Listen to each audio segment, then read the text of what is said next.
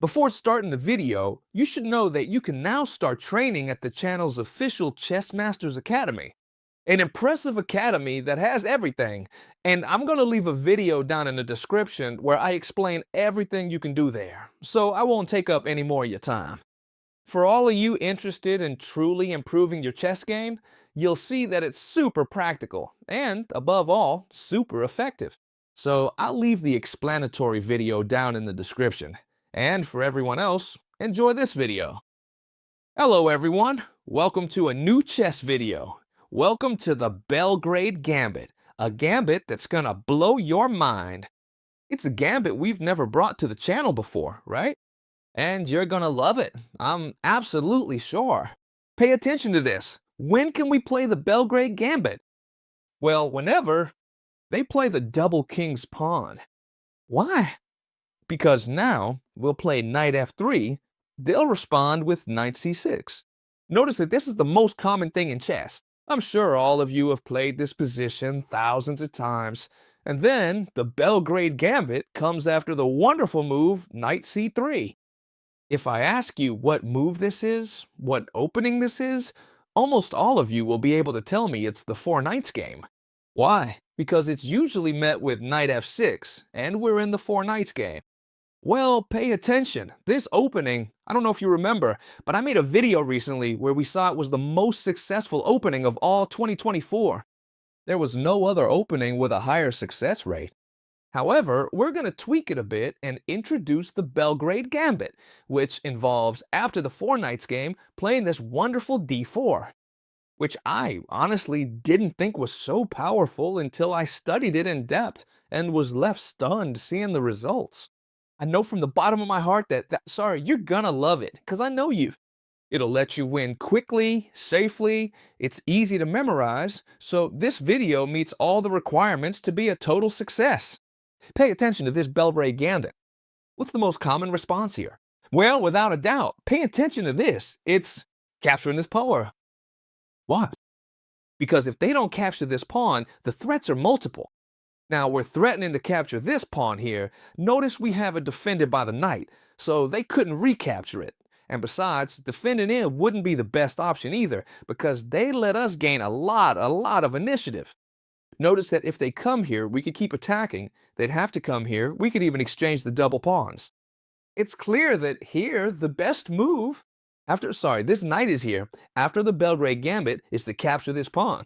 Why do I love it? And I'm telling you, for real, I love this gambit. Because the moves for the black pieces are practically forced. If they play something else, like, for example here, not taking the piece, we're better off. That's why it limits our study, and it really helps us to learn the lines. Why? Because they have to capture no matter what, right? And so, how are we going to continue? Let's see, chess teacher. I imagine that if we play a gambit, you know what a gambit is, we're not going to recapture here. Because a gambit is giving a pawn to the opponent in exchange for having much more attack and much more initiative. Well, obviously, taken here would look like a Sicilian type line, but without the pawn here, like a Scotch, and we don't want that, right? We want to move this knight to this square right here. What do you think? It already sounds aggressive, doesn't it?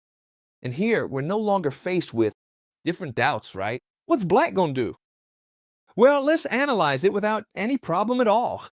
Surely you're all thinking of two moves, and one already seems better than the other, right? For example, capturing this knight seems like the bad option. Why does it seem like the bad option? Because after the recapture, notice that this knight would have to leave, and would stay in a position that's too passive. After the recapture of queen takes d4, notice that our position is a real bargain. Both bishops can come out wonderfully, while the opponents can't come out. Not just one, but neither of the two. This queen is in the center of the board, very active, and she can't be kicked out easily. And besides, our knight on f3 is infinitely better than the one on e7. And if that weren't enough, notice that we can castle on the next move when we move the bishop. Black has to move the knight, move the bishop, and then castle. Therefore, we already rule out from the start that taking that pawn is a good move, right? I mean, taking that knight. When we play here, taking this knight seems like a bad idea, right? because after pawn takes pawn, we'd be much better off. So what's the idea that undoubtedly seems much better? Well, there's no doubt at all that it's knight takes pawn. Notice one thing. With this knight, we're defending the pawn attacked by the knight, right? By moving the knight, we're giving away this pawn. And you'll tell me, chess teacher, that's not the first pawn you've given away, huh? You give away the first one, and now you give away the second. What's happening to you? Are you going crazy? Well, if you're subscribers to the channel, it goes without saying that I am. After giving away 2 pawns, we're going to play bishop c4. A very, very interesting move. It's true, we're taking advantage of the fact that our opponent has 2 extra pawns to gain initiative. What's the idea behind bishop c4? Notice what we want to play now is, besides the fact that we're attacking this point with great force, notice that at some point we could jump with the knight, we could come with the queen, okay? Now what we're threatening is this right here, queen e2. And it looks like a brutal threat. Why? Because this knight would be brutally pinned and wouldn't be able to move. This knight is the one preventing us from coming, for example, with the knight through here, right? So now queen e2 is a brutal threat. But of course, many will realize it. And let's see, this knight here is fine. The truth is, it's not very well placed because it's undefended, but it has several squares to take shelter, right? Would this square seem normal? Well, it would seem like a bit of a weak square because we'd come with the bishop here putting on brutal pressure. I think they'd get into more trouble here than they're already in, and on top of that, we could also come here later. It seems the best option is to play knight c5. Look at these 2 beautiful knights here. I don't know if you can see them well. Well, what do we have to do when they move the knight away? We don't really care where they move it, right? If they move it here, well, we'll just move the bishop away. We don't care much. The only thing is that here, all they're doing is blocking themselves even more without developing their pieces, right? That's why c5 seems like a much better option, and at some point if we play queen e2, they can always go back to e6, and it seems they're much safer here with 2 extra pawns. Let's not forget that. Well then, what should we do when they play this knight c5? Well, our plan is the same. That's why I always tell you, it's much more important to remember the plan than the exact moves, because otherwise your opponent will play a weird move and you won't remember the plan. The plan is to place the bishop here, attacking the queen. And here there are several options. Mainly, there are 2 main options. The first one, you have to know how to react if they play f6. And here, black is already lost. Now I'll show you how to punish it, because it's very, very simple. Notice that the king has opened up a diagonal that's far too dangerous, right? So we should simply take advantage of it with the queen. So we let the queen through by moving the knight. Look, see? We just have to remember the concepts. I want to enter with the queen because it's been weaker. Well, I move the knight away, which is the piece in my way. That's it. No matter how much they take the bishop, we don't care because the plan is the same. We come to give check with the queen. Notice that we enter and the king can't move and there's no piece they can block. They can only come here after knight takes. Notice that when they take the knight, we don't even want to take the rook because taking this pawn would already be a real checkmate because the king can't go anywhere. This square is protected by the knight. But you'll tell me, yes, very well, Chestershire, all this if they play f6. But what happens if they don't play f6? Well, pay attention, because the move makes even more sense if they don't play f6, which is actually what happened in the game. Look, it was like this, right? I didn't miss anything, right? No, it's perfect. When we make this move here, attacking the queen, in the game, knight e7 was played, a move that has even more logic. You mustn't forget one thing. Our opponent has 2 extra pawns. That means we must not stop attacking. If we get careless and our opponent manages to defend well, they'll simply win the game because they'll be up 2 pawns and reach a winning endgame. So what we have to do is take advantage of that attacking edge I'm telling you about, because if you use it, you'll win many games. Now, punishing this knight on e7 is a simple task. You just have to know how to do it. First of all, what we'll do is jump in with the other knight. And look, with 2 knights here in the center of the board, joined by our 2 bishops, we're going to launch a brutal attack. Do you notice the pawns we're down right now? Well, no. The ones feeling the squeeze are them, the black pieces. Why? Because we have 4 pieces, All four minor pieces launched into the attack, and this is now very easy to finish off.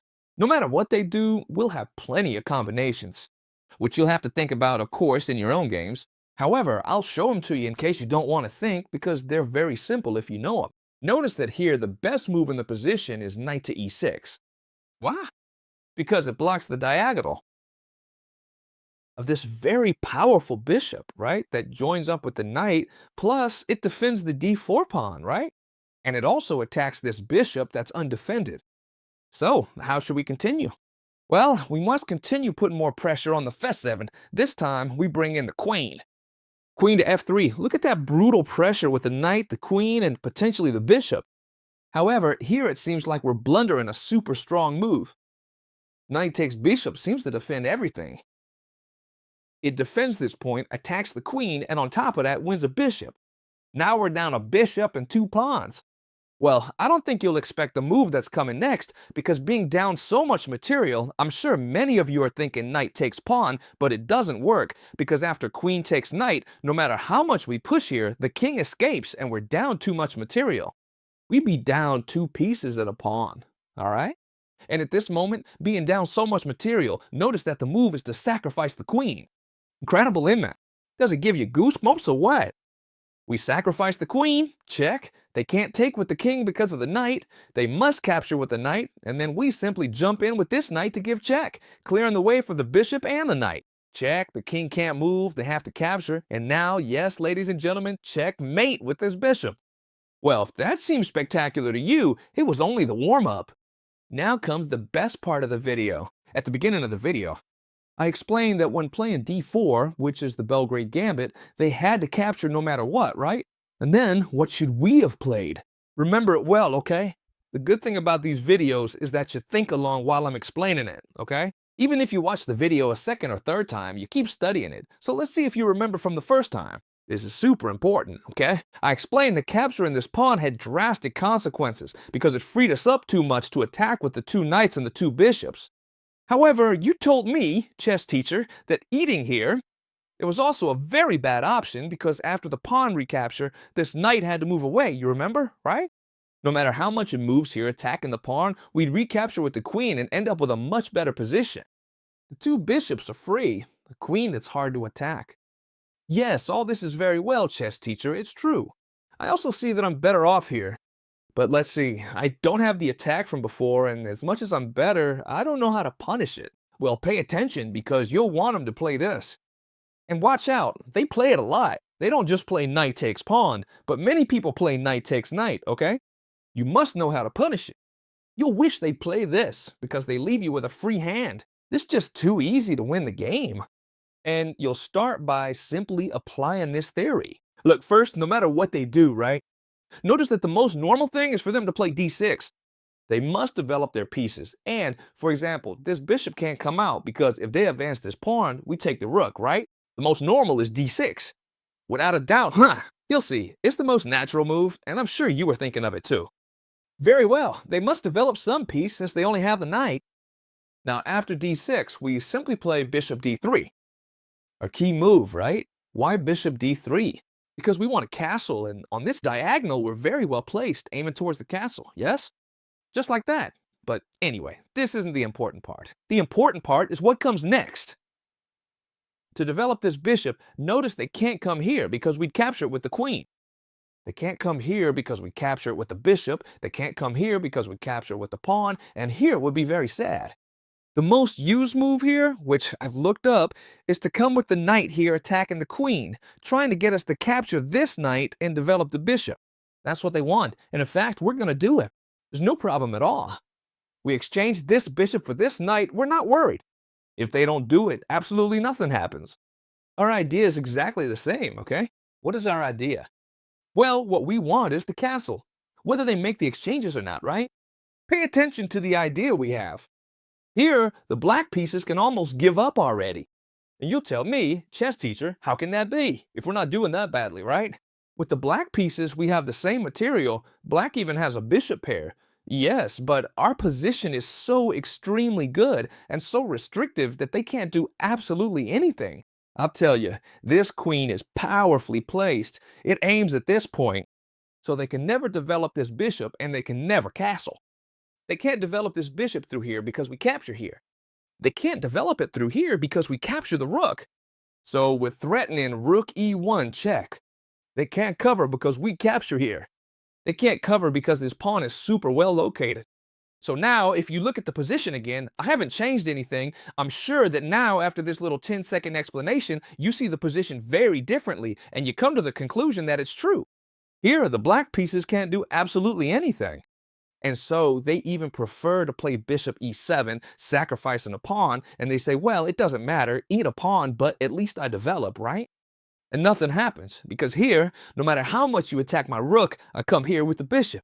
Well, obviously, as much as they might have thought they're safe here and just give up a pawn, many might think, well, now what I'll do is come here, castle long, and all I have is one less pawn, but I have the bishop pair.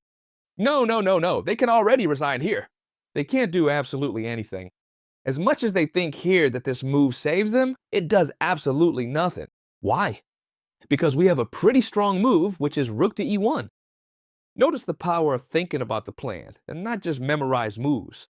Rook to e1 is what makes us win the game. You can see it coming, that something didn't smell right. They were defending as best they could, and I'll explain why it wins the game. If bishop to e6, do we capture or not? Well, in that case, we would already have a bit of, how do you say it? Some trouble. We'll see it now. Why? Because we couldn't capture because they would capture our queen. But anyway, let's look at that move because we're totally winning regardless, okay? The important thing here, what's the most logical move for the black pieces once we play rook to e1 check? Well, I'm sure you'll tell me the most logical is to escape with the king because that way everything is defended. This bishop is defended by the queen, this rook by the queen. However, of course, they stop defending this pawn, which we'd enter with check, and this really starts to be quite terrible for the black pieces. As much as they try to escape, we'd even have this very strong move right here that pins this bishop. You see it, right? It pins this bishop. Even if they capture here, we don't even care because we capture this with check, and now we'd even win another piece because we're attacking it with the knight and the queen. Check, they have to address the threat, and then we would capture here. Notice the strength, right, of this open file with the rook, and that black is way too restricted. And what I just mentioned that when we gave this check, remember what I said, right? That if they move the king, we'd take here. But I mentioned we'd see what happened if they blocked with the bishop. We can't take this bishop because they'd take our queen. Well, this is very simple. Very, very simple. Sometimes you overthink things too much and don't evaluate the position from the outside. From the outside, what is the position? We have the same material, two pieces against two pieces, and pawns are equal. We even have an extra pawn, right? Which is this one here. So if we have an extra pawn, we just move the queen away, even here where it can't be taken. And look at this, they're going to lose the bishop too. You see it, right? It's pinned, it can't move. So now whatever they do on the next move, we are going to take this bishop and we'd be left with the position with a pawn and a piece up. And not only that, but the king would be super, super exposed here. We deliver checkmate in a few moves thanks to the rook and the queen. Importance. The importance of sometimes thinking about where we stand in the game. Let's see, I don't have checkmate, no big deal, we're winning. We just move the queen and take this bishop. All right, this is going to become your favorite line of the Belgrade Gambit. Okay, why? Because it's the most played line of all. So I'm going to show you how to punish it severely. The most interesting and only move that works for black is to take this pawn. Okay, so what are we going to do? Knight to d5. This is mandatory. So between the two options, which one's better? Without a doubt, taking this pawn, okay? A much better option. We saw before that we had a winning position, but only because of the opponent's mistakes. Here, I'm going to show you a very strong line with bishop to d3. It's a very strong line because, look, these two moves are what 90% of people do. Why? Because this pawn must be taken, and then we give away another pawn. They take that one too, and they're up two pawns, right? So here, sorry, I can't catch my breath. Here is where most Belgrade Gambit games end up. And so we're going to play bishop to d3. What does bishop to d3 do? It makes it another forced move, because here, without a doubt, the most logical move is to go back with the knight to f6. We're attacking this knight, trying to play queen to e2. So coming here, the same thing would happen. It would be exactly the same, but even worse for black, because they're blocking this bishop. It seems much better to go with knight to f6, trying to trade this knight, which, look, is a real headache. And it's true, it's a good move, because we want to keep this nest. And how should we do it? Well, it's very simple. Here, if you trade directly, black has achieved what they wanted. But we always have the intermediate move, queen to e2 giving a brutal check to the king, and now they have to block. Notice that they can't block with the queen because it would be a disaster. We take with the knight and they lose the queen, so they have to block with a minor piece. And once they block, notice that now we can indeed capture this knight. If instead of the bishop they block with the knight, it's the same. We capture here, okay. The idea is that after capturing here, they can't recapture with the bishop because it's pinned by the queen, so they have to recapture here. And look, we've achieved something super important. They can no longer castle short, because if they castle short, look, we could come with the queen to e4 to threaten a checkmate that's too strong and practically impossible to stop. You'll have to explain to me how you stop this kind of checkmate. So black has to opt for trying to do a long castle, right? Without a doubt, because the king in the center is doing terrible, and here it's even worse, so they have to try to castle long. And look, we've reached this point very easily. All we've done is kick out the knight and place the queen on e2. All of this is practically forced, okay? So now, how does the game continue? Well, it's very simple. Once they recapture here, we're going to make a very logical move. We're going to castle, right? No, it seems, chess teacher, that you're wasting time. How can you castle now if we're down 2 pawns? Relax, we have the king safe, we have plenty of time, because now we bring another piece into the attack, the rook to d1, right? So the black pieces, how can they continue their development? The most logical move would be to move the pawn to develop this bishop, right? A hyper-logical move, right? They must move this pawn because they must move this bishop. And if I tell you now, after rook to d1, look at that strong pressure on the king. What development move would be best to defend against all this attack from the white pieces? I'm sure you'd tell me the best is bishop to e6, and it seems like the best. Yes, but, well, we have an attack plan that's too strong. Whatever they do, we're just gonna keep pressing. Now we're gonna place this bishop. Even though we've already moved it once, we're gonna move it again to put a lot of pressure on this knight, and now we're threatening a threat that's too strong, that the opponent can't stop. We're threatening bishop takes knight and doubling pawns. If we manage that, for instance, if they kick us out here, notice we'd be open in the king side, the center, and the queen side. The king wouldn't be safe for the life of her. That's why they can't do absolutely anything. If they try to get out of the pin, well, rather, not the pin, but placing the queen to recapture with the queen, notice this pawn is hanging, and we could go knight takes d4, putting on a ton of pressure. It's true. Right now, nothing's happening. They don't have to capture, and if they do, they can recapture with the pawn. Absolutely nothing happens. However, the pressure's already too great. We're threatening here. We're threatening here. Our opponent, no matter what they do, is going to end up losing. For example, we don't care at all. We want to take this knight no matter what they do. If they castle queenside, for instance, it's exactly the same if they kick the bishop, whatever they do. No matter what they do, we're going to capture this knight. With the knight? No, with the bishop. Why? Because if we take with the knight, they'd attack the bishop, and what we want is to keep the initiative without anything being under attack. Notice they've opened this line. We come in with the queen, check, and not only that, but it's a forced move. They have to move the king here. We jump in with the knight, defended by the queen, check. They'll have to move, forced move here, and now we simply deliver checkmate. This is just a consequence of us attacking nonstop and not giving our opponent any room to breathe. The king ended up checkmated here, but it could have just as easily ended with mate in the center or mate over here. That's the beauty of this Belgrade Gambit. We leave the king with no way to defend himself. That's why it's so powerful. Careful, you need to know this. It's very simple, however. If they play it against you and you haven't learned it, you're gonna suffer. Okay? Now, after this move in the Belgrade Gambit, we're talking about this in a video, just in case anyone's lost and doesn't know what's going on. We're talking about this Gambit throughout the entire video. What's up, chess teacher? If here, instead of playing one of the two options you told me, where were those two options you mentioned? Capturing this pawn or capturing this knight? I run into a coward who doesn't, sorry for the word, who doesn't want to take here or take here, but plays bishop e7, no big deal. Nothing's happening here. I've got an extra pawn. I'll stay tucked away here. I want to castle quickly before you launch an attack. You're scaring me. Relax. I'm going to show you how to crush this opponent because it's very simple. And you just have to remember the following. First, we'll start with bishop c4. You should know that, for instance, this pawn, you can win it back whenever you want. If you're worried, oh, I'm down a pawn, oh, I'm down a pawn, well, relax, knight takes pawn. Notice we also have the queen. You can win this pawn back whenever you want. Don't worry about them taking this pawn right here. We don't really care that much, okay? For example, after bishop c4, what move could they make? Well, the most logical thing is, if they've done this, is to castle quickly and avoid any trouble, right? Well, no big deal, they castled, we do too, but not because they castled, but because this is our plan, castling to put the rook on e1, you remember, right? If they take this pawn, it doesn't matter.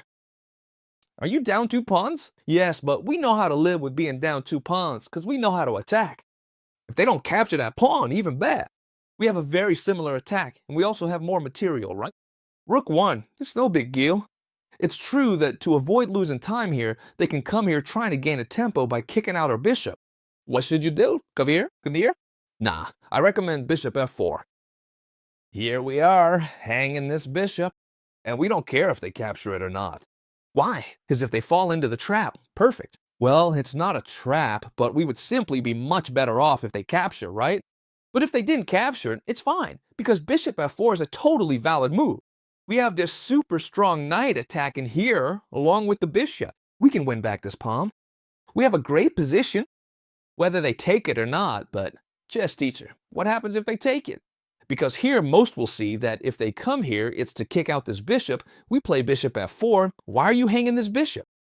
Don't give me that, well, this is very simple, because we are coming in with too much force through here. And you'll say, let's see, chess teacher, they've taken 2 pawns and a bishop. Did you do all this to take 1 measly pawn? It's not a measly pawn. Look, they have to move the queen because it's protected by the knight. And when they move the queen, now we come in with the other knight. That's another pawn. Okay? And why is this move so very strong? Because now we are threatening this bishop with the knight and with the rook. And besides the queen, it's only defended by this knight. This knight that we are now putting brutal pressure on with knight takes d4. So this knight can no longer do anything to keep defending this bishop here. If they take here, simply, look, I'll show you. Rook takes bishop and we win the queen. This queen has nowhere to go. That's why this knight can't be captured, right? And so what other options would they have? Well, simply, if they try to play, for example, d6 to try to escape, this is very, very simple. You must continue by capturing this knight, since it's the piece that's bothering us. And now they have 2 options, right? Capture with the pawn, capture with the queen, both. A disaster. If they capture with the queen, knight takes bishop, check, and we take the queen, right? And they are totally lost, because on top of that, they lose the queen. But what happens if they take with the pawn? Well, exactly the same thing happens. We take with the rook, and they lose the queen again. That's why, if they try to play like cowards and not enter our Gambit game, a great lesson also awaits them. So I hope you loved this video. If so, leave me a like and I'll see you in the next one, friends.